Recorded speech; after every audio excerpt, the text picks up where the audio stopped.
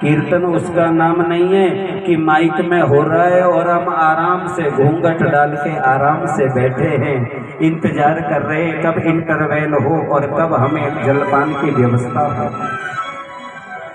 आप बोले न बोले इसमें आपका अधिकार है, आपकी इच्छा है, लेकिन जब कीर्तन हो ताली बजानी चाहिए। जब कीर्तन हो उस समय मुंह से जीभ से बोलना जरूर चाहिए, क्योंकि दूसरी भक्ति का जो नाम है कीर्तन। थोड़ा सा बढ़ा देना, हल्का सा पॉइंट। स्मरणम परमात्मा की याद करना तीसरी भक्ति है। पाद सेवनम उनके चरणों की सेवा करना, उनके चरणों में लगे रहना, उनके चरणों का आशिक बन जाना, उनके चरणों में प्रीत हो जाना, ये चतुर्थ भक्ति है। अर्चनम मूर्ति पूजा करना पांचवी भक्ति है। मूर्ति पूजा में थोड़ी सी सावधानी रखनी चाहिए। जैसे हम अपने शरीर का ध्यान रखते हैं, ऐसे ही जिस मूर्ति की हम पूजा करते हैं उनका भी ध्यान रखना चाहिए।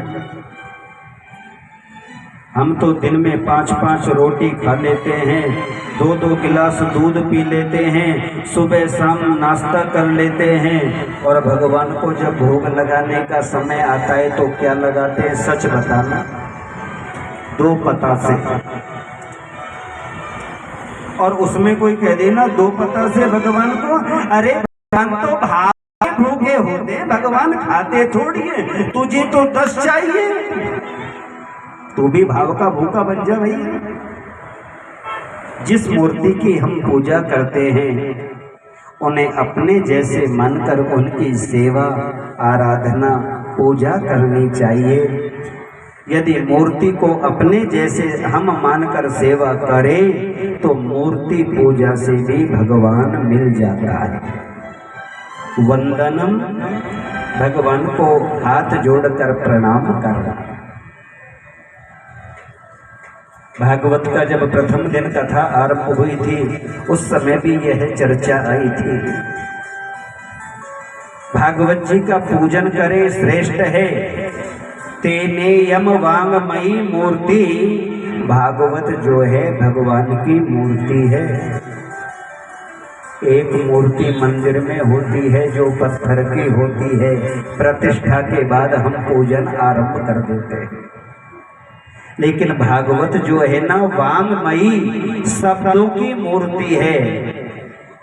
और तेनेयम वांग प्रत्यक्षा वर्तते हरे, ये साक्षात हरि स्वरूप है। सेवनात् कथा सुने, श्रवणात् चिंतन करें, दर्शनात् दर्शन करें, पाठात् पाठ करें, और कुछ भी नहीं कर सकते ना भागवत जी का, तो हाथ जोड़कर प्रणाम जरूर करें, क्योंकि पूजा करने वाले का पाप नाश होता है, कथा सुनने वाले का पाप नाश होता है।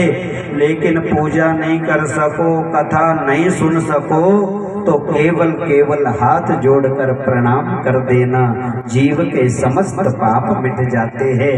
प्रणाम करना ये भी भक्ति है।